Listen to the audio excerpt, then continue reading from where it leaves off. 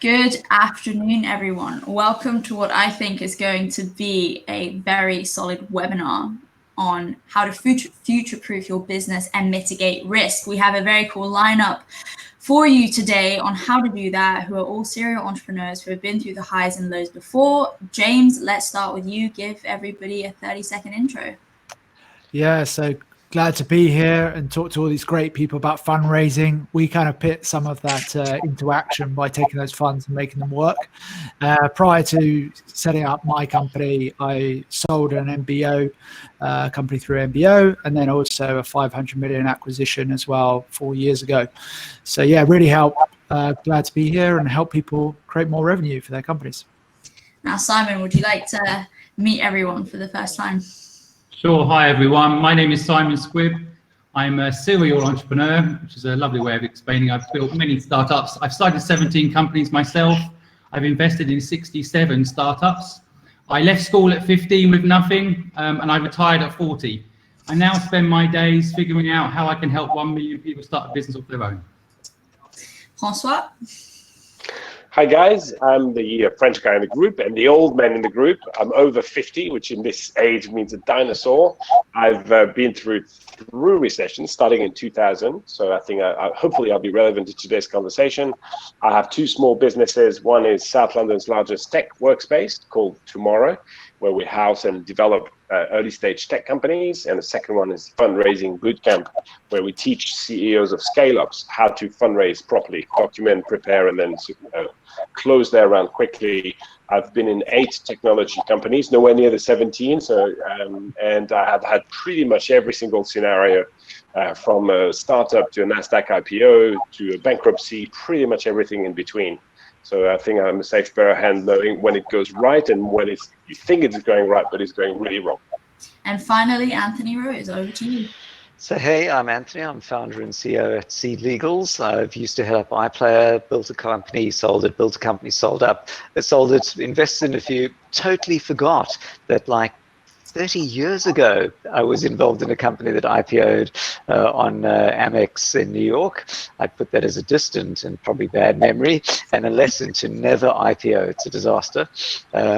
People look at the books and everything, but we digress. So on SeedLegals, there are more than 15,000 companies. We do about 100 funding rounds a month. We see endless numbers of companies and their pitch decks. And so what I want to do is share thoughts on what to do, particularly in times of COVID. Okay, great. Guys, a little bit of housekeeping. If you want to introduce yourself or your companies, do that in the chat. If you want to ask questions, put it in the questions tab. And without further ado, let's actually kick off with what you guys came here to see. So we all know that times have changed, and I think the first thing we should be covering, which Anthony's going to do based on the data that SeedLegals have had in the last 6 months, is what changed in the last 6 months with COVID, and what do you expect the funding landscape to look like in the next coming months? All right, so my data goes backwards, not forwards, but I'll take up the tarot cards and try and look forwards as well. So the first thing is, there you are, a founder, and now I think you find one of two scenarios. Either business is relatively unaffected by COVID or business is very affected. But in both cases, you've got a bit of a quandary. Do I wait for things to get better or do I just go for it? And I think when COVID started, the government said, stay at home for 2 weeks. And we went, well, it probably won't be 2 weeks, it'll be 6 weeks, maybe 6, 4, maybe cut to months later. I mean, it's clear we're in a state of what I call, continuous partial lockdown, which is, 20% of the team are back in the office just when it got to 30%, and I bribed everyone with cake. Boris said, stay home, and the numbers went right down again. So where I'm going with all of this is procrastination, if you're a startup, is not an option. If you wait, firstly, time goes by if you didn't have a burn rate. If you did have a burn rate, for sure, you're going to run out of money, or you're going to furlough people, and it's going to fall apart. So what is the thing to do? And what we saw with our data is that when COVID started, there was a big decline in funding rounds. Actually, more like there was a big decline in angel investors pulling out. So on SeedLegals, it's mostly angel/seed rounds. A round might have a dozen angel investors or 20 angel investors, and we saw about a third of investors pull out. Actually, the number of rounds closing was relatively unchanged. And what companies had done is they'd simply closed less, reduced their burn rate, presumably to last as long. The valuations we didn't see change, and then they turned their funding round into a rolling close. So I'm not going to wait. I'm going to close now with a smaller amount, adjust things accordingly, and then keep going. Now, since then, it took about a month for things to bounce back. And this month has actually been a record month for us. We've had more rounds closed than ever before. Advance assurance applications, however, are still a bit down. Now, they're a bit of a leading indicator for future rounds because people file an advance assurance application for something they're going to start fundraising. But where I'm going with all of this is do not procrastinate. The data shows that people are not procrastinating. Then I think last thing for me is on the investor side, there was talk about, investors, it's going to take years for it to come back. This talk lasted about 2 weeks, because what happens is the most ambitious founders with the best propositions is business as usual. They're not pausing. Business is unaffected. They're going for it because that's the vision and the dream they want. And the best investors want to be part of those fastest, best companies. And so as a result, you see investors with fear of missing out can't, put a sign saying out back in, next year, they're back in the game. So I think the spectrum then falls into sort of 3 areas. One, we either benefited or relatively unchanged from COVID, and then it's business as usual. You shouldn't wait. The data shows people are not waiting. The second one, probably a middle space, is things are a bit down. We're a recruiting company, it's 30% down. Again, I would say don't wait, but adjust what you're doing to show investors that you've adjusted your burn rates. You're not going to be out of money anytime soon. You're more modest and you're showing a path to profitability. And then thirdly, if you're a restaurant or a gym or something, you either really need to pivot or find some significant change to your business to take advantage. But that's a really tough space. And I think in that space, people look to slash their burn rate by furloughing people. That's now ending. I don't know what the next step is, and I actually look to my colleagues for their thoughts on that. So please send over any questions either in the chat or on Q&A afterwards. Thank you. I think now kind of having established that we're in a situation that's going to keep going, and there are different tiers of how companies are suffering and dealing with it. And I think, Simon, having started the most companies out of everyone here, what are your propositions to these different stages of companies and how they should actually start preparing for the next few months, whether that's looking at their cash or looking at their employees or their investors or whatever else? Yeah, well, thanks again for having me on. I basically think that right now there's a big opportunity, actually. And I think I actually was operating a company called Fluid in 2003 in Hong Kong during SARS. That was actually coronavirus 1.0. And the whole of Hong Kong got locked down. There was all sorts of restrictions. I managed to grow my company Fluid at that time by 3 times and eventually sold that business for PwC for more money than I'll ever need. And the only reason I was able to grow that company was because of SARS. It changed the whole landscape and it made us also innovate. So I think, the short answer right now is that I think it's actually an opportunity. There's a huge amount of talent. For example, I was just looking at Airbnb's list of people they've made redundant. Incredible. I could hire all of those people today and start an Airbnb competitor. It really is a big opportunity for people, but you have to be hungry and you have to love risk. And I think, as an entrepreneur, for me, it's a muscle in your brain and you've got to activate it right now. And if maybe in the past, and I'm sure some of my other panelists will talk about this, you've wanted to raise money and it's been easy, it's not going to be easy going forward. But if you can innovate, if you can take risk, if you can embrace fear, I love fear. Fear is like, I just think there's so much opportunity in fear. Every time I feel fear is when I lean in and do it. When I was 18 years old and someone asked me to go talk on stage to 3,000 people, I was very scared, but I'm glad I said yes and did it. It changed the path of my life. And I think that's the opportunity that people have right now too. So my end message would be, and I hand it over to the other panelists to talk a little bit as well, is that right now is a chance for you to embrace risk. And if you do, you'll get luckier. And if you're luckier, you'll be successful. Yeah, 100%. We should get some t-shirts made based on those quotes. But yeah, and I think now looking more towards, okay, there is opportunity. Francois, what are your thoughts in terms of how people should be approaching that opportunity? Is it a matter of pivoting the business? Is it a matter of starting a new business? Is it a matter of like rejigging what they're doing? What would your suggestions be to anybody that's like, yeah, that's a great idea, but I don't really know what to do? I think the first thing that you have to do is kind of obvious, but I'm still surprised that many people haven't done that. The first thing you need to do is to, what revenues am I going to generate in the short term? Forget the long-term plans, the growth plan, the hiring plans, the staffing plan. Short term, what do I have in the bag coming every month that is not just about to die because of COVID? So what's the revenue that I expect to actually happen, and what is my fixed cost base? And the first thing you do is to reevaluate this with a super sharp knife. You have to cut all the unnecessaries. You'd be amazed how many people still think that having perks makes a big difference inside the office when the offices are actually empty. So first, cut the cost, look at the real side revenue. If you don't have the luxury of revenue, and a lot of companies right now have tiny revenue and certainly not enough to cover anywhere near their cost, then start looking at salaries, which is going to be by default, the largest piece, especially during COVID. And now that furlough is ending, the biggest decision maker typically will pivot around this.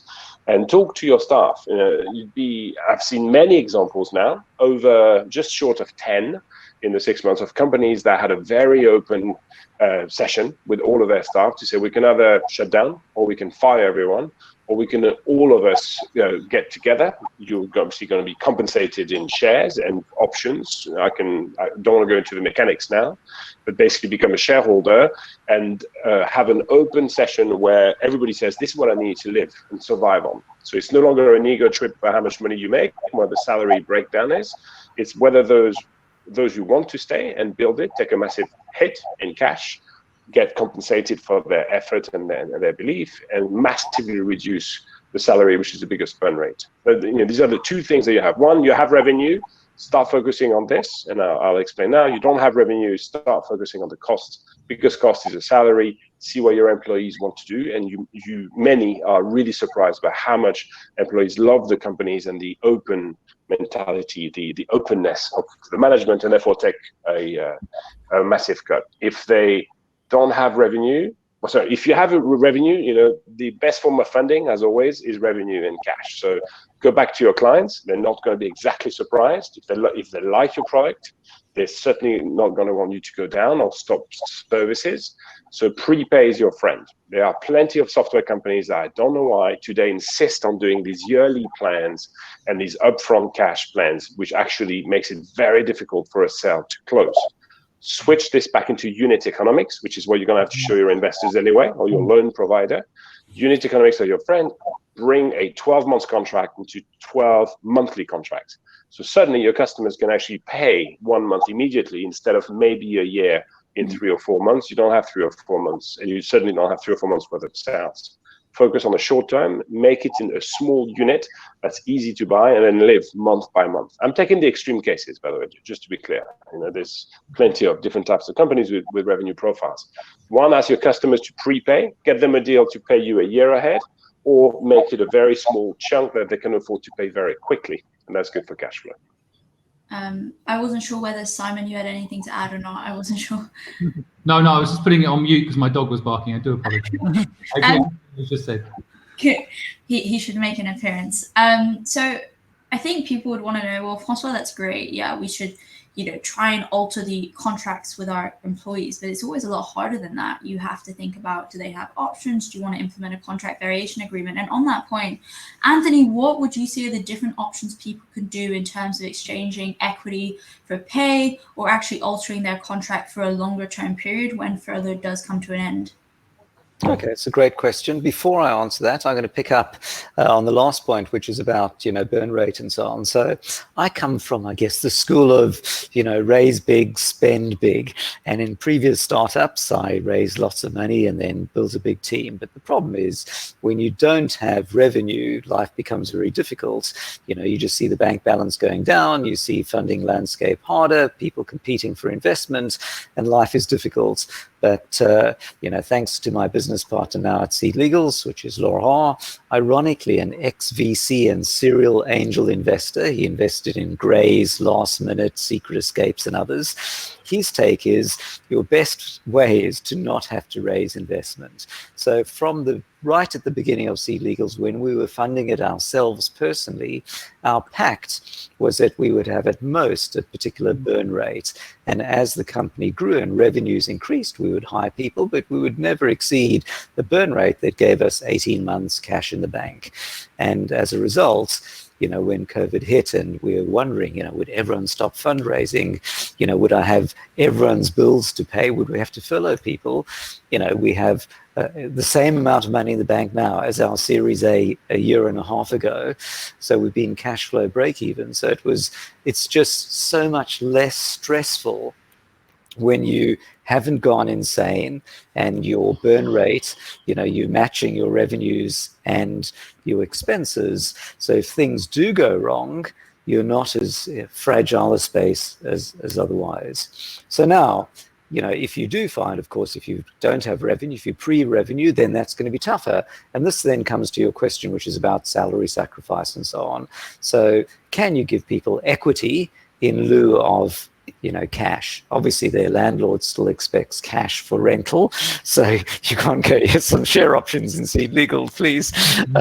But that said, you might find, you can do 20% or thereabouts, and then you create a share option scheme, and you'd give, if it's an employee, you give them EMI options. You can do all of this on SeedLegals pretty easily. And there, the idea is, everyone collectively, of course, as the founders, you need to set a better example than everyone else so that you reduce the take-home pay so that the company is clearly there to survive until things get better, or you've got to product market fit and you've got revenue. Okay, cool. So we've kind of addressed, what was, what is, what to do, the approach and mindset you should take. If you don't have any money, what do you do? If you do have money, what should you be looking at? And actually talking about what you should be looking at, I want to move over to the expert salesman, which is James, in terms of how, Simon brought up this thing, generate other revenue streams, look at the bigger picture, but how do you do that? Do you mean, how do you find a new product market fit? How do you generate more revenue from your existing company? So over to you, James, on that. Yeah, thanks a lot. Well, obviously with great fundraisers here, we shouldn't be short of cash, but the challenge is obviously converting that intent into revenue, which is obviously my specialism. So I think first and foremost, in terms of COVID-19, to lay some context down, a lot of people are looking for new things. We love new shiny things as tech founders. We actually love distraction as almost our kind of neurotic behavior as CEOs. So we often go and say, we're going to pivot, we're going to change this new market, we're going to change this new tactic. This new hire is going to change the game. But actually, there's a lot of optimization to do in our own companies. And actually, when we don't have the distraction of traveling and hours, spent waiting for meetings, traveling to meetings, these are really good times to actually do some proper due diligence and analysis on our own companies. And I think the first area for me to touch on is around the proposition. You talked about new revenue streams, identifying new things, but we've gone through, most of us, the kind of right sizing approach, like Francois was saying about, the burn rate, taking down, obviously, that spend on a monthly basis. But who are we actually going after? And what does that journey really look like for those clients? Many of us can't even truly communicate the first 90 or 180 days of our customer life cycle. And that really worries me, especially as we advise seed and Series A B2B tech founders who have raised, these fantastic sums of anywhere between 1 and 15 million. And then it's like, okay, where's the revenue? Who are our clients? And so we've even advised Series C customers recently, and they're not actually quite sure who their target market is. Now, that might amaze quite a few early stage founders on the line, but is a really big problem. So I think first and foremost, you've got to optimize first, and you've got to understand your target market and what's that value that you actually create for those clients, and when do you create that value in a timeline period. The second thing is we talked about people and optimizing obviously burn rate, looking at salary sacrifice schemes, but what are the roles and responsibilities of your people right now? How are you aligning the outcomes of your company to the people that you have in your company? Now, in seed and Series A B2B tech companies, that is almost a labyrinth. If you run down, for example, the funnel and try and put names against parts of the funnel, you've got about 7 people on each stage of the funnel.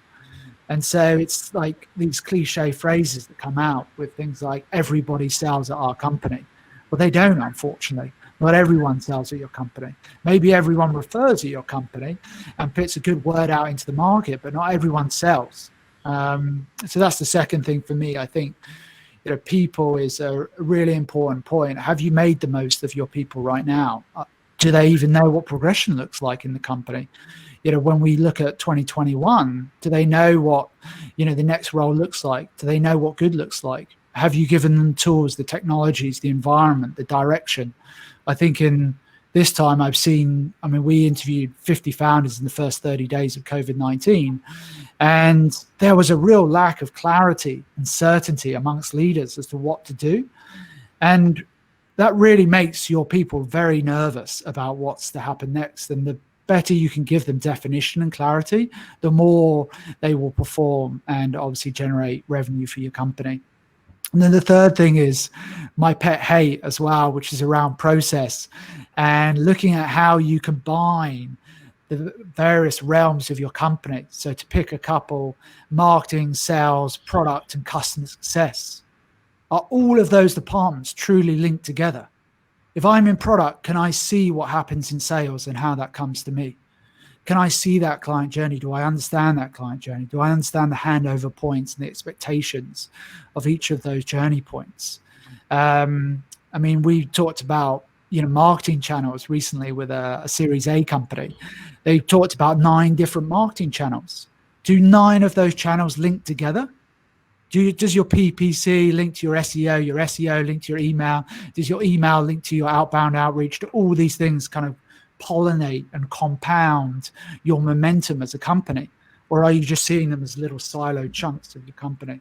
So I think for me, I would just say there's a lot of gold to be mined within your own company first, rather than maybe searching for some new, eureka moment in new markets. There could be potentially a need to pivot, but you will know the evidence in your own client base as to what the use cases of your product that sit outside your typical, client profile today. So you'll already have the answers by looking almost at the data in the sheets to make that informed decision if you need to pivot. It's not something that kind of comes out like from the stars to you. No, 100%. Go ahead, Simon. I was just going to add to what James is saying. I think, first of all, I think sales is a good word. I think in the last few years or last 10 years, I've noticed that sales is almost like a dirty word. Oh, you're generating revenue. Oh, that's going to prove your model isn't going to work, isn't it? So I think sales is so important. And the thing that I think ties it all together, to add to what James is saying, is purpose. And one thing I'm noticing in the change thanks to COVID is that people are realizing that having a purpose matters. That generates enthusiasm for the business that you're in and hopefully makes the world a better place. And that can align all your different departments, especially when you recruit via a purpose. Then you're bringing in people that are aligned to the mission, and sales becomes easier. Like my top accountant in my last company was my best salesperson. She would sit with other CFOs telling them what we were doing, and that ended up with that CFO telling the CEO, and that CEO would call me up and we'd go in, and so. Yeah, I think purpose is a word that I really like to throw out there a bit more right now. And I think generating revenue, I personally always enjoyed it. Even now, with my present platform, which is all free to help people, we will generate revenue and we don't like to burn money. We like to be sustainable. And I think as much as raising money is great, if you're generating revenue, it's much easier to raise money now, I think. People are looking for companies that actually make profit. So I think go out there and fight for sales is such a good message right now. Yeah, I'd add to what Simon was saying. We've even really adopted that from doing an internal exercise. My team turned around and said to me, James, we need to do this to our clients as well. So we went back to the 67 B2B seed and Series A companies we've serviced and said, well, actually, like Simon said, we need to start with why, which is the purpose that he's referring to. Why do you care? Why have you chosen this market? What's your affinity to these people? I think sometimes as entrepreneurs, we fast track to the purpose, i.e. the business concept that we've created. And obviously that value you create for those clients is to what was the awareness and the consciousness before that business concept came to fruition? What was that experience or those litany of experiences that meant that this was not enough? You couldn't fathom sort of taking this anymore. It's a bit like us and startups failing so often because they don't generate predictable revenue. You've got to acknowledge that fact. So when you come to recruit people, you can say, this is why we're here. You look into the eyes of these founders and you look at what they're doing and you think we've got to change this. And they really understand that because they can see these people, they can identify them, they understand with the purpose, like Simon said. And that then cascades throughout the company because people will always then revert back to saying, are we actually doing what we set out to do? Is this our vision? Is this why we're here? Is this actually affinity? If we go and service, I don't know, construction companies and our market software companies, is that really why we started this company? No, it's not. So let's not go and service construction companies right now. Let's double down on tech companies. I think Francois has an additional point. Yeah, I'm just trying to move away. So I think I am like you. I'm very much, and I keep repeating this: sales is your best friend because it shows that the company actually has, a chance of success, and it is a last man standing competition right now. Whoever sustains is gonna win compared to competitors that were just living off funding. So you have to focus on revenue and revenue generation for sure. However, those who don't have that, they're not at the stage yet. They don't have the customers. Still have a chance. So I wouldn't put all of the risk on sales generation only, otherwise you might give up. And don't give up. There are plenty of ways to partner or distribute. Something I'm seeing more and more regularly right now, which would have never happened 6 months ago, is how companies, I think it's part of the purpose and maybe helping on the human side of what COVID is creating amongst entrepreneurs. Back to Simon, you see that actually companies are starting to partner a lot more and distribute each other or bundle products or introduce each other's technologies to the same customers who have a genuine interest in having both. Whereas before he was very much more introverted about my sales, my pipeline, my sales process to the exclusion of everything else. So be noisy. I think nobody's expecting you to do amazingly well. Everybody's expecting to hurt. And when it comes to sales, don't do it on your own. There are plenty of other people in your situation. Try and figure out what makes sense for the client to bundle up and then do either a product, my little co-working space. You can imagine how happy we were having a co-working space when the Prime Minister says don't go to the office. Not an easy time. We partnered up with the North London so that we provide a passport offering where if you're in one space, you can go to the other space on the other side of London. There's plenty of bundles to be done. So think of sales creatively, not just doing the same thing again and again. Yeah, no, I agree with that. I would just add that in terms of your proposition, you will find out, like you said, those neighboring opportunities to bundle. But you've got to obviously understand the client that you're wanting to serve in order for the bundle to happen. I'd also say one thing that came out of a VC conversation yesterday was that when people are signing, so for people on the line that maybe haven't signed their first customers yet, make sure that, say, when you get that first 1 or 2 customers, you really make the most of those customers. I think one of my mistakes, even as a founder, was in the early phases, I was quite keen on volume and growth. But actually, if I took those first 2 or 3 customers, and for example, we call it the rule of 5. So you create 5 assets per customer. So now you've got 3 customers, you've got 15 assets. about the story and the benefit and obviously the relationship you have with that client. Now it becomes a lot easier now to sign another 3 clients when you've got 15 assets at your disposal. You've got case study, you've got a podcast, you've got a video, you've got, you know, a quote, you've got all of these assets available for you to talk about the story. So you don't need this idea of when we get 10 customers, then we'll be able to get to 50 customers. You need to make the most of what you've got in those early stage customers. I think there was one final point by Anthony. So yeah, so actually I had 3 things. So thing number 1 is, you know, when times are good and there's lots of money floating around, you just need to persuade investors you want to save the planet and, you know, change the world and whatever.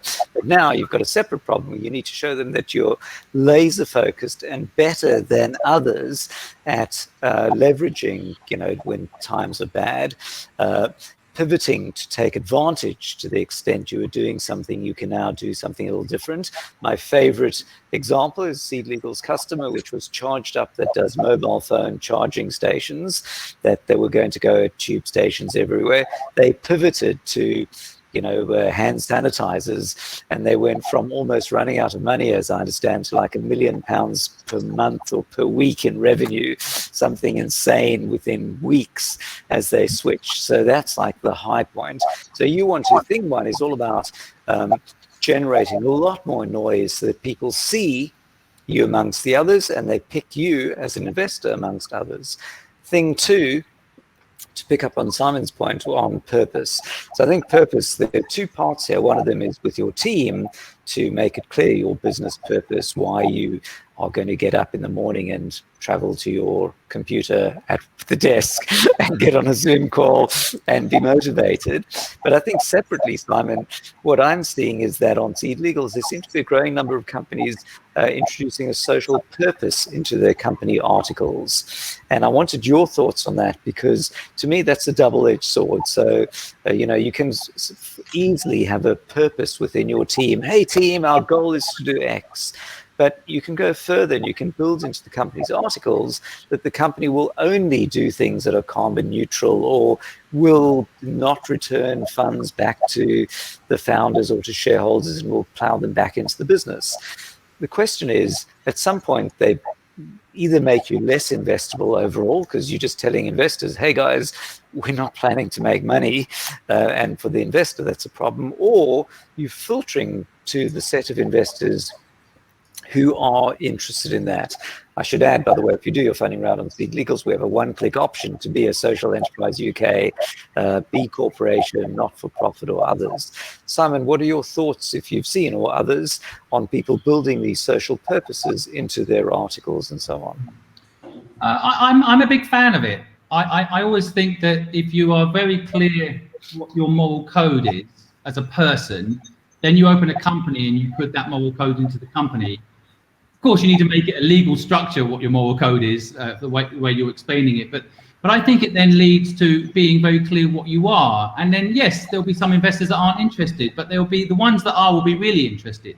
And I think it makes it easier to close the ones that you do align with your moral code. I mean, I always think about Steve Jobs. I know his name gets thrown around a lot in the entrepreneurial world, you know, but he always said, you know, I wanted my computer so people couldn't tamper with it. You know, within the computer world, that was like, you're crazy. Why? You know, everyone wants to tamper with the computer. But he knew by building this beautiful machine, it would appeal to a certain market. It took a while. He almost went bankrupt. You know, he was kicked out by his investors at one point. But, you know, eventually he was right. And I think sometimes that's the path of an entrepreneur. You've got to know what your moral code is, which eventually ends up being your articles of association, all the other elements that basically define who you are as a business. And I think, just to link it all together, that ends up being your sales technique too. Like, I'm presently working with a big corporate to send my podcast content to their customers, because that client, that partner I'm potentially going to have, has the same moral code as me. They want to help their customers regardless of whether it is a benefit to them. So therefore, you know, when they're doing a deal with me, they're not asking for money for me to distribute my content to their clients. They're seeing that there's value in what I'm doing and they're willing to send it for free because it helps the end consumer. And so, you know, that's I think that's the way forward. And I know it's hard for people. You know, I owned a coffee shop in Hong Kong. And when we first opened up, we were going to do healthy food. We sold Gray's food in there, funnily enough, at one point too. You mentioned that your partner invested. Yeah. It was called Gray's. And it lasted 5 years. But we had a problem that when we opened up, we wanted it to be healthy food. But when people came in, they kept asking for unhealthy food, like crisps with their healthy sandwich and stuff like this. So we were telling customers no all the time. The biggest mistake I ever made was listening to the customers and started putting that unhealthy stuff in there, because we lost our core differential. We suddenly became Starbucks without the budget, you know. So I learned the hard way myself many times that, you know, it's better to stick it out with your core moral code, and then everything flows eventually over time. Yeah. Okay, I like the strapline, you know, healthy and unhealthy food. Yeah, different cues, which cue you want to get into, you know. So very briefly, we have a question from Lucas saying if there are issues in issuing shares to suppliers. So instead of giving suppliers cash, can you give them shares?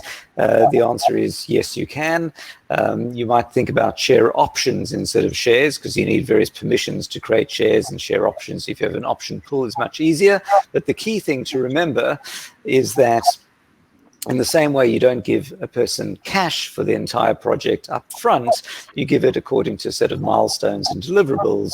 Likewise, your contract, and you can do that with a consulting agreement on SeedLegals, you should have a vesting schedule with milestones either by time or deliverables, so they get bits of options in return for doing things. Otherwise, you know, they'll take the options and run, so to speak. And of course, if you can do it, it's a nice win because they now vested in your company. But the problem is, of course, they've also got bills to pay. So you may find a limited scope, or you might find, you know, 30% can be options and 70% cash or something like that. But it's a great idea if you can do it. Yeah. Can I just add to this good point that Anthony's making? I've seen a lot of deals lately with people starting businesses where, for example, they need manufacturing help, where they actually get the manufacturer to be a shareholder in their business, and then they have a partner instead of a supplier. That can be a good way to start a business. It's not just when you're halfway through your business you look to do this. I think you can do it at the beginning to get your business off the ground as well. Yeah. This is a segue, but we have two more questions. But I think we promised everyone that this webinar would be really real, and all of you have said you need to seize the opportunity, you need to pivot, you need to restructure. What have all of you done in this time, because all of you actually own businesses yourself, to change or improve the way you operate? And I know James touched on this, for your companies. So are you doing what you preach? And I want to start with Anthony on this. You asked me the difficult. I never agreed to these difficult questions. Well, I think actually the one thing probably that comes to mind for us is, you know, our goal always was borderless legal. So we started in the UK, we launched in France, we're in Ireland, and our goal was to launch in other countries. And that's really, you know, pushed back now. And it's pushed back for two reasons. One, you just can't travel to other places. You know, if I want to go to France, I'm quarantined for 2 weeks. Our French colleagues can't come here. The second thing is, you know, in our business, you know, in London, we were part of the startup ecosystem at least 3 nights a week. We were at, you know, Isabella, I would be our colleagues at, you know, events in London. Our colleagues in France are at Station F, which is like 1,000 companies. There are 3 people in the building, you know, last week. So, you know, the goal of being able to meet and be with our customers is much harder now. So for us, I think the key thing is maybe double down on your current customer base, because it's harder, at least in this, you know, maybe rather unique instance of going more international. That has become, you know, for us a slower burn. And then, by the way, it also means just knowing when to say no to things, because I think other things that I find more difficult are clearly onboarding people. Normally they would come and sit with you and, you know, by osmosis learn how everyone works, the company culture, how you interact with customers. Now they have to be on Zoom calls and so on. And I think product development is harder, because there you sit, you know, you'd stand in front of a whiteboard and you go, no, I do that. Or these things are tougher. You want to reach into your computer screen and go, move that upwards. But on the flip side, all the things that just worked remotely, talking to customers and so on, are pretty much unchanged. Yeah. Francois, over to you with Tomorrow, which is a co-working space, so you know very well the challenge. Yeah, so co-working space, very similar to you, Anthony. I realized this is not going to be a short-term thing. This is actually going to be a long, slow, protracted, painful period. So we cut, as I said earlier on, we cut deep and quick. So we switched off in early March as soon as we heard that something was going to happen. I can hear a huge hissing noise in the background. I don't know if you hear that as well. No, okay, that's me. So we cut deep and short. We furloughed all the staff, and we waited until we had enough customers actually explaining that they really wanted to come back.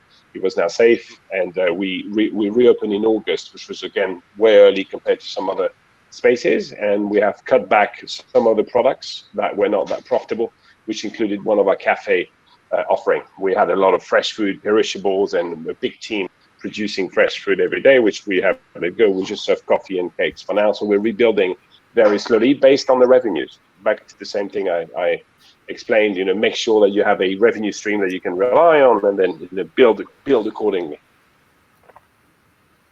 If you're paying, by the way, a lot on your office rental, it's time for a serious heart-to-heart with your landlord about reducing your rates.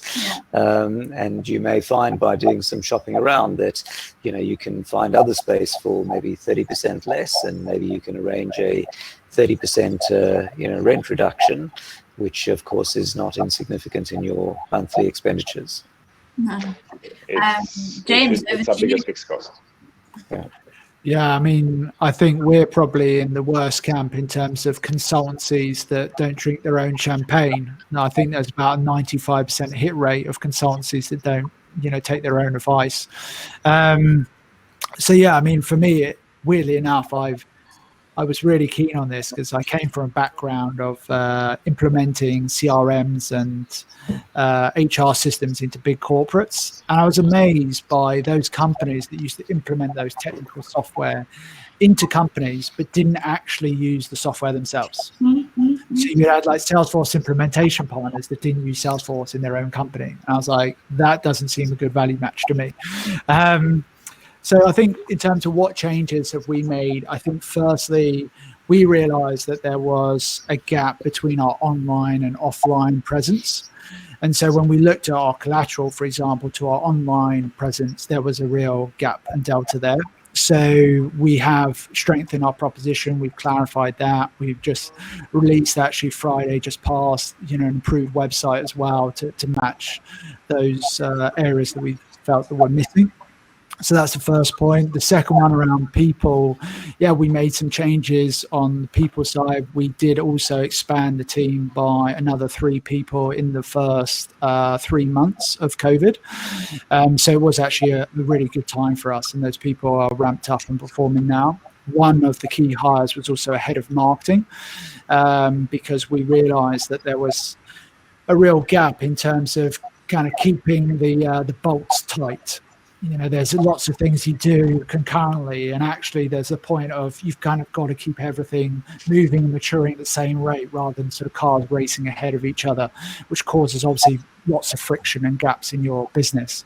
And then the final thing was just around process, like I said earlier, about linking some of these realms together, and said, we actually had suffered potentially of isolating some of our channels in our processes and saying, okay, why is our outbound in this domain not linked to our inbound as well? Why is that happening? What happens if we made a 5% improvement in this area, and then 3% here and 2% here and 5% here? And then we're like, whoa, we're in a place to have our best quarter in 3.5 years just today. So maybe, even better by the end of today. But that's the 3 sort of key areas that we focused on. And Simon, over to you. And just a bit of context for everyone. Simon, for however long, for the past few months, has actually launched a very, very strong YouTube channel and podcast that is completely aimed at helping founders out. So Simon, how has it been doing all of that in the last few months, and what has changed? Yeah, thanks for the mention. I appreciate it. I mean, to be honest, I mean, you asked what we're doing, leading by example. I've come out of retirement because I feel like my skill set can help solve some of the problems out there right now. I'm not a talented nurse or a skilled doctor, so I can't help in that way, but I know business, and I feel now we started off thinking, right, there's going to be a lot of entrepreneurs that need help. They need help to innovate through this difficult time. I went through 2003 in SARS in Hong Kong. I saw what happened. If you don't innovate, you die. So basically, I knew that we could help people innovate and survive. And as we evolved the business, the platform, we realized that not only could we make sure that no entrepreneur felt alone, which was the mission, we could do something else as well. We could help people start a business that perhaps didn't ever think they were going to need to. And yesterday in the Financial Times, it said 1 million people in the UK alone are going to lose their job. Now, these are good people with talent that shouldn't be unemployed for 6 months, 12 months, a year, 2 years. I don't know how long it's going to be. But we really feel passionately that these are people that could start a business of their own. They just don't know how. So we started, building tools, really, business toolkits, partnerships, and ways of trying to help companies get going, people get going. So they're not waiting for a job, but they're creating their own. But of course, it comes against its own challenges. And one of the challenges that we've had, interestingly enough, this is the first business I've ever started. This is my 18th business, where we're not after any money from anyone. But people are so cynical, they think that you're up to something, and that's what I found quite interesting. And actually, I've enjoyed the process of trying to help people for free. And at the end of it, well, what are you really after from me here? Why are you helping me? And so it's been an interesting process trying to help people for free during this difficult time. But on a positive note, I absolutely think right now is an opportunity for people to rethink their lives, to realign what actually matters to them, to build a lifestyle business that they want, something that they believe in, and ultimately maybe employ people that can't start a business of their own and help us get out of this difficult financial situation we find ourselves in. 100%.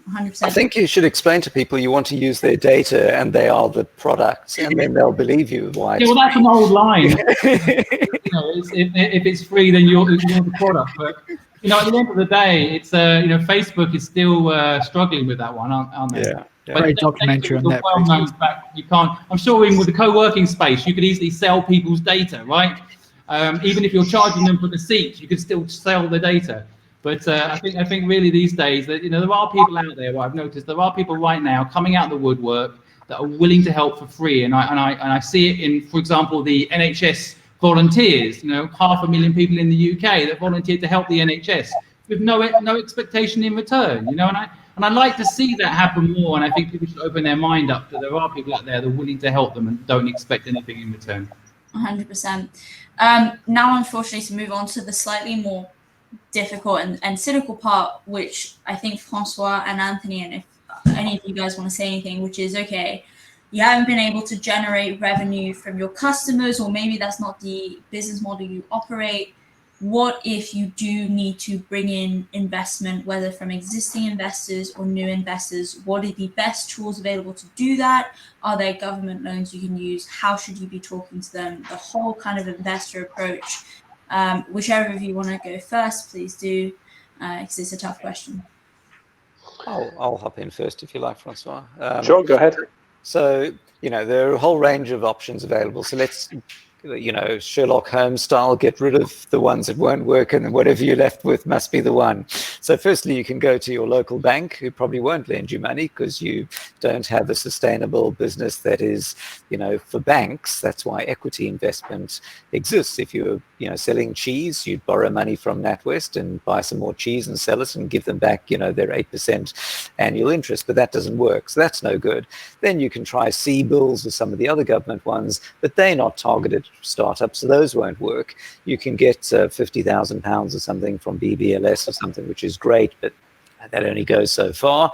That might be a couple of months. So then you've got something else you need to do, which is, you can try to find other sources of debt financing, but you can only get debt financing if you've got revenue that can repay it. So that's no good, which then brings you back, for your classic startup, back to equity financing. So now you need to go find investors, and to go find investors, firstly you need to find investors, of course, but you also need to persuade them that you, more than others that they're looking at, have fixated on something that's going to be better than others in this space, that you're fixated on, growing revenue, that their money's not going to disappear and you'll have to do this all again, that you're going to get a path to profitability, and that you're, super smart on leveraging and being opportunistic on any situation.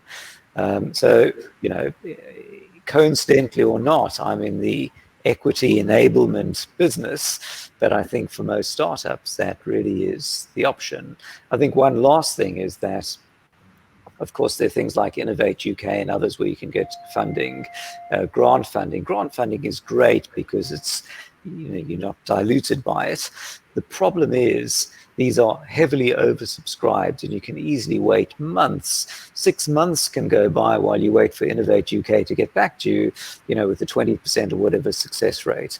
So, imagine you tell your team, hey, we've applied for Innovate UK, and they go, awesome, call us, tell us when it's there. And you go, well, we'll get back maybe like February, we'll know.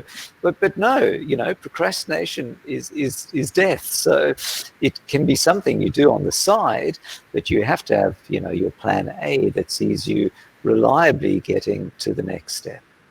So Francois. All very valid points. A lot of people waste an awful lot of time with these big PR-driven campaigns, typically, set up by the government to show how supportive they are, when in reality it takes way too long, and it has a set of conditions that are just impossible to comply with. I'm going to do something that is a lot more practical. The first thing you have to do is to go back to your existing shareholder base. Number one, they are not stupid, so they know that you're going to be in trouble. And unless you don't do your job properly, they're going to know your cash flow situation, therefore how much runway you have left. And the one thing that investors hate the most is when you don't tell them the truth or that you embellish things. So for the first time in your life, force it upon yourself, tell them exactly the truth as you would tell your mom, your grandma, your neighbor, somebody who is, you're close to, and say, this is what I have to deal with. And ask them the questions, what they think. You'd be surprised. A lot of investors actually think about, if I was in that position, what would I do? And they will invest time and come up with stuff or contacts or in other investors or ways of raising capital that you haven't thought of. So number one, talk to your investors. And it's not the time to operate. It's not the time to optimize your personal shareholding and the share capital valuation and the per share price. It's the time to work together. It's also an amazing time, which several entrepreneurs haven't realized. This is the time when you work together with your shareholders, which they claim they are active partners, engaged investors, patient investors, or not. They're going to have to disclose some of their cards, and it's a great way to test their true nature. So engage them, talk to them. You're going to receive typically very good advice if they're good, or you're going to really realize that you have nothing except that, a past check. Number two, what you can do is ask them who they know and who they would go to. They don't need to invest themselves. Some of them are out of cash anyway, or they're ultra protective, knee-jerk reaction. The first 2-3 months, no check was written. Now it's reopening.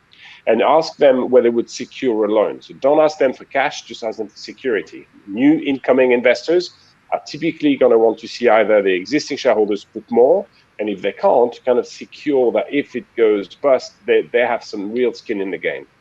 Number three, be super honest about yourself. We discussed how to do that with the team. Be honest about, this is what we need to survive, and go through it. It's not a case of optimizing my current shareholders' share price, which again, a lot of investors are getting very confused with the timing, do not realize how quickly 6 months go. The company out of cash is almost impossible to refinance. There's only sharks and loan sharks out there that will take you on. You need to have some stability in the business and a runway of about 6 months to start now. Therefore, what that means is that don't focus on share price and optimization of your current shareholders. It's for them to protect their own positions. It's for them to help you increase the network, and it's for you to get enough cash to extend the runway. It's better to have a company with a flattening share price than no company at all. But you're going to have to remind your investors there. I find that finding and securing new investment digitally is hard, so expect it to be hard. Learn how to do it. Obviously, I'm going to say that. We have a fundraising bootcamp. We teach you, we present you, we show you how to do it, blah, blah, blah.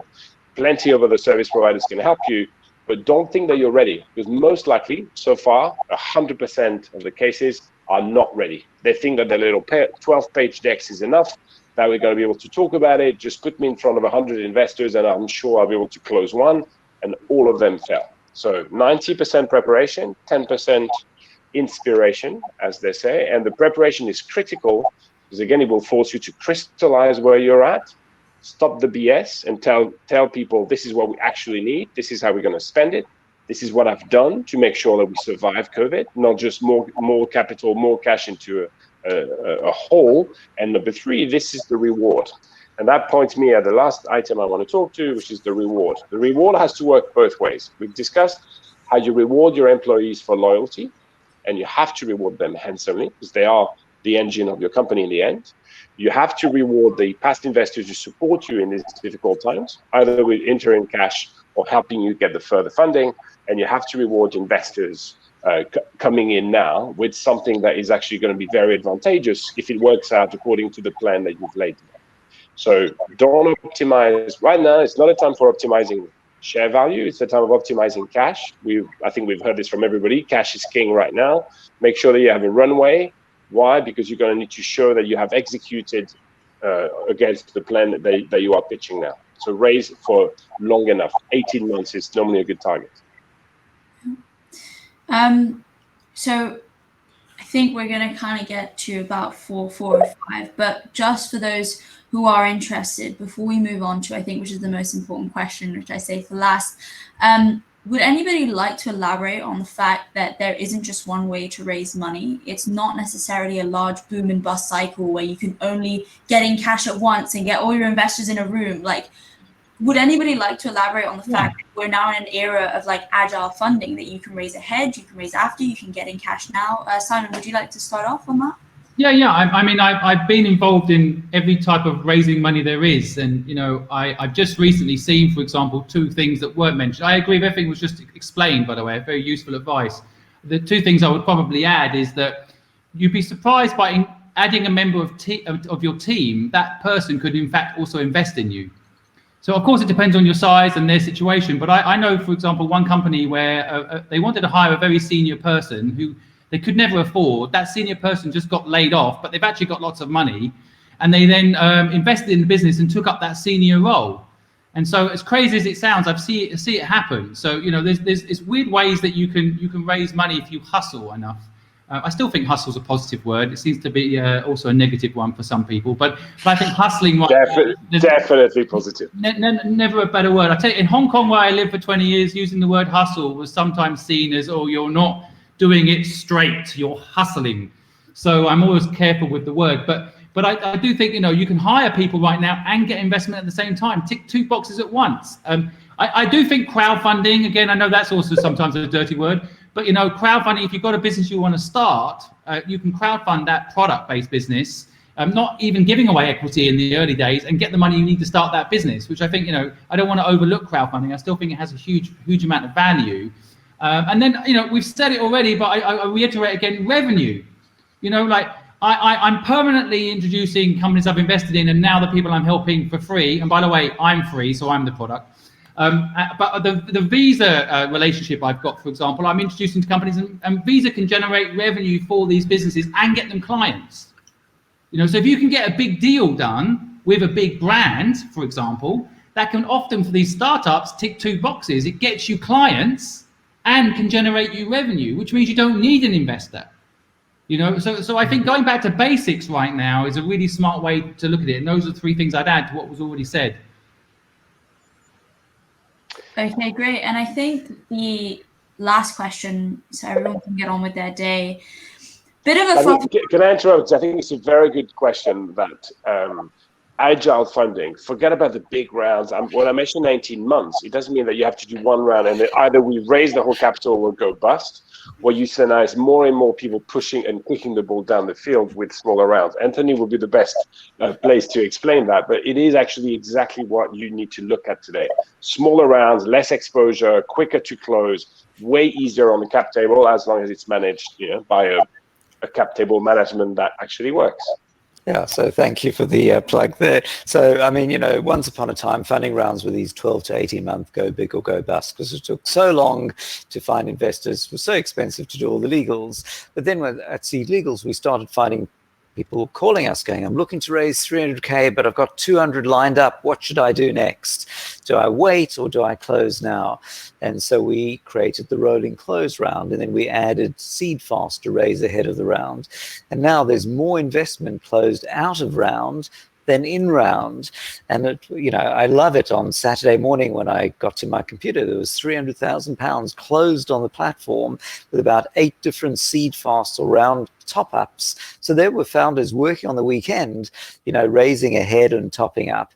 And of course, this doesn't mean that you should be, out of cash in 6 weeks and you're frantically trying to go, because the closer you get to running out of money, the more stressful it is. And the more investors see that and know it's not going to work or look to take advantage. So you always want to have a decent runway, I would say at least 6 months, obviously much more if you're doing a big round, but you do have the ability, I think now more than ever before, that you can look to raise a smaller amount, get some traction, increase your valuation because you're doing something, and then raise more based on that.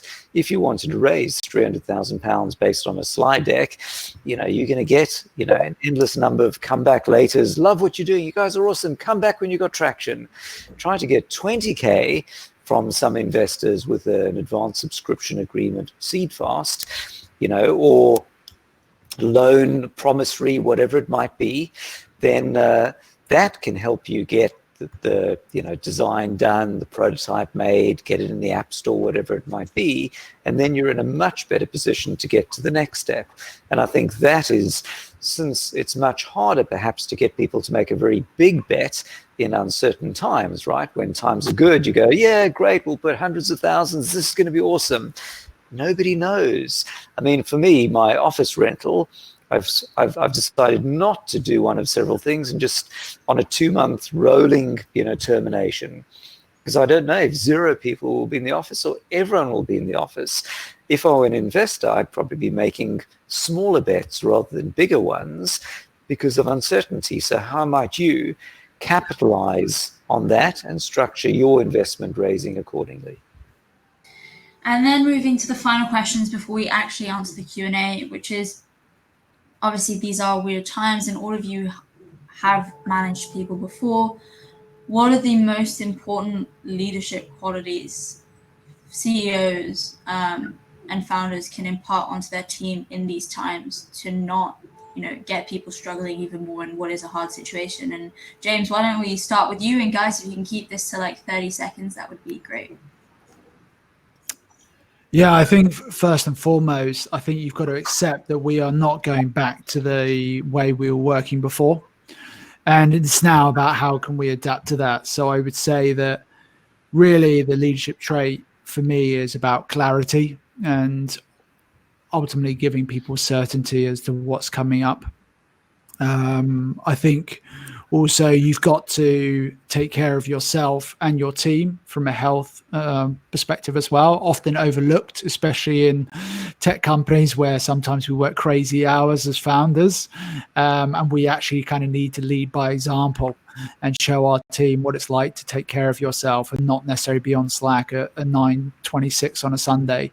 It's probably not the best message we want to send across to the team. So I think it's a bit of introspection as well. Anthony, I was going to go with Francois, but Anthony, over to you. So, yeah, I think that, as a, founder, a CEO, you're meant to be the leader in your team. And it's a tricky problem because, normally you're a domain expert. I know hopefully something about funding, about product and so on. But now you have to have a view on stuff that you have no idea about. So the team go, Sire, what is our plan for the next 12 months? Do you want us to come into the office? Do you want us to be at home? You go, dude, I have no idea. If you ask me, yes, but you can't not have an idea. You have to be a leader and inspire, a sense that people can follow and trust, and that you know what you're doing. So how do you do that? Well, you study Donald Trump, and it's a perfect example of make shit up as you go along and look confident based on no facts at all. No, do not do that. That's a really bad idea.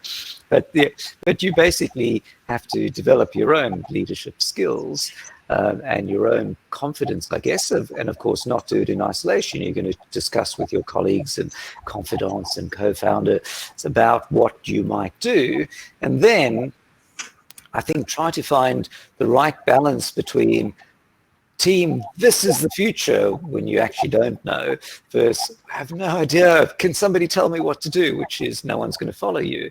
So how do you set that sort of firm goal of what you plan to do, but with enough openness and feedback that you get people to buy into it and you can modify it with time? I think on my side, I'm trying to persuade my team back into the office. I don't want to mandate that anyone's in the office. I don't want to mandate that, you can't come into the office. I still aspire to hire people who plausibly are near London and can come into the office, but recognize that for the most part, I can see Isabella is in the office. I'm at home, and the best I can do is bribe people with cake to be in the office. But broadly, it's all about developing a set of leadership skills that you didn't know you had, and you have to call upon when things don't go as planned. Simon, over to you. That was a long 30 seconds, sorry. Yeah, I mean, I always think it's about being transparent and being authentic. And, for me, leadership is about, showing when you have a vision and mission and pushing through with it, but also being vulnerable and explaining, that you don't know the answers to whether or not they should do X, Y, and Z, and share the trouble of trying to decide what is the best thing to do.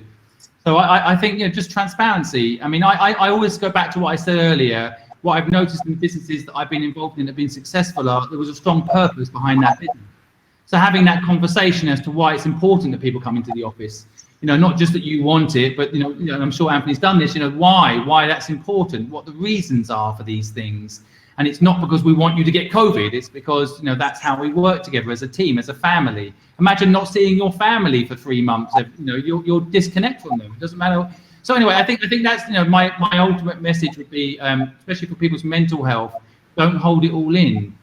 Share your feelings and share your confusion, because no one's really been through this time, so everyone's a bit confused. And so that's one great thing about COVID. It's not Brexit. We're not divided. We're all going through this problem together. So in a way, we can share figuring out the solutions together. And last but not least, Francois, who had to build. I'll keep it to 30 seconds. It's okay, Isabella, I promise. I think it has been said already, transparency and purpose. It has to be in my view, it has to be involving the team. We're in this together, just like you said. And therefore, instead of asking or deciding when you don't have the data, the hard facts around it, bring your management team. At the end of the day, they're the ones who are coming to work. They're the ones who are building the business. You ask them, problem, what's the solution? What do you think? How would you do it? And I think that I believe is the way that teams feel both supported, listened to, and also part of the solution that you build as you go along, because there is no book. We don't know. There is not a best practice book. So involve your team and be more equal. And that brings us to, actually, all of you have answered questions through this. So one question, which I think is fair enough, is what is everyone on the panel doing for diversity and inclusion? Do you have any stats or numbers on the Black and Brown founders that you work with or help? And you're talking to 4 white guys here, so yeah, I think this is an all white and all male panel, and I think that's why it's fair enough that this question has come up. So who wants to address it first? Well, why don't I take the difficult question straight up? And I've just invested in a business called Voxo, and their whole model is to try and not only bring more women onto panels by giving them the tools they need to ensure they are on panels, but also give people access to females that want to be on panels. So I'm doing it by investing in businesses that are trying to increase diversity. I mean, I also support a charity called 2020 Change, which is a charity that tries to empower youth. And a large percentage of the unemployed youth are Black. And I've tried to help that community through initiatives such as education on entrepreneurship. But at the end of the day, you know, what I like about the 2020 Change Charity in particular is it's not, you know, there's not enough women on this panel. There's not enough. It's more about what is being discussed. It's the content that matters as much as anything else. Yeah. So, you know, I think it's easy to draw a conclusion that because there's 4 white guys on here, that's what it's about. It's not. That's not what this is about. This is about helping people. So yeah. I mean, that's my quick stance on it. But I'm trying to also address my own accidental prejudices. You know, my mother is a racist. She is. I married a Chinese person. She told me I should not marry a Chinese person. It would not be good for me. I'd have a half Chinese baby, which I now have, who's 3. So, you know, my own mother is racist, and I'm trying to fight back against that subconscious training that she gave me. But I'm doing all I can. Yeah, I can take from my perspective, I've become a mentor to Mentor Circle. So that is for Black and disadvantaged people from 16 to 24-year-olds. So helping young people create businesses, create things that provide value and impact to the world. And that's been an incredible cause that's really taken off as well. It's set up obviously by someone that decided in COVID that these people really needed support because they weren't necessarily going to college. They weren't necessarily going to university. They don't necessarily, that first job that they were about to have didn't go ahead. And so the massive delta in our workforce that perhaps no one's really thought about. So yeah, I've really enjoyed contributing to that and to help other people as well. So yeah, it means a lot to me and I've really enjoyed it and will continue to help as well. All right, go for Francois. So I think future-proofing your business and what the white male privilege in tech are so far away. We could spend hours on both. But to give a short summary, both of my businesses have had female-led management, and at some stage, 70% of all staff were female. I haven't done very well with race equality. I believe that it's about diversity. It's not about establishing percentages. I can't stand the idea of forced percentages, people getting jobs they should not be getting just because we need that color, that size, that race, that background. Not my bag. I believe in the diverse companies just perform better. Pretty much at all levels, startups included. I'm mostly non-British, so it's easier for me to speak about race and nationality and backgrounds. However, there's a lot to be done. I don't think that right now in COVID, you're not going to future-proof your business or get yourself better terms or better investment from the support networks and organizations that are helping build a better society. It's going to take a long, long time. It's really sad because plenty deserve to be fast-tracked into the economy. It's going to take longer than people want to see, us included, old white guys. However, I don't think this is how you're going to catapult your business. So it's on all of us to do. There are now tools, which is amazing. Software companies are helping you find ways to actually over-privilege the other side, which I think is amazing, but it's a slow, difficult process. Startups are not the ones where you see the biggest issue either. So I think the money and the focus is going to be on much larger organizations where you have thousands of people or tens of thousands to play with. And finally, Anthony. Yeah, so I think that, as a company at SeedLegals, I'm delighted that we democratize the fundraising process by reducing the costs. The platform, it's always on. It doesn't make any judgments. I see a large number of people, not just fintech companies, anything. I see some of the comments in the thread from people who are customers. And so I'm delighted that we can do our small part to enable people who otherwise would have had more difficulty fundraising to now be able to do that. And by opening up angel investment and so on, the ability to reach out to people in your own communities without, relying on maybe the traditional VCs and others. I must say, when I get on a call sometimes with angel investment groups, there are a lot of late middle-aged white guys that make up those, and it's like a bit weird. It's like, it's from another age. Things have just moved on. So I'm delighted as a company that we can help on that. And internally, I think that for those who see us in the chat who have spoken to our team and on web chat, on Zoom calls, they'll know that we're pretty device team, wide team internally, as Isabella, I think you can probably attest to. So, yes. Amazing. And I think on that note, we can start bringing this to a close. So for everyone that attended, thank you very much. And just to summarize, if you are looking to improve your sales funnel and really get those leads in, please get in contact with James. If you want amazing office space and even better people, go to Tomorrow. If you want to get investment ready and get some cash in with your investors, go to SeedLegals. And honestly, if you want what is genuinely free mentorship with no data taken from you, please check out Simon's YouTube videos. Like, I actually watch a lot of them. I think they're great. And without that, gentlemen, I'll let you say goodbye, and thank you very much for coming. Thanks, everyone. Thank you all. Thanks, everybody.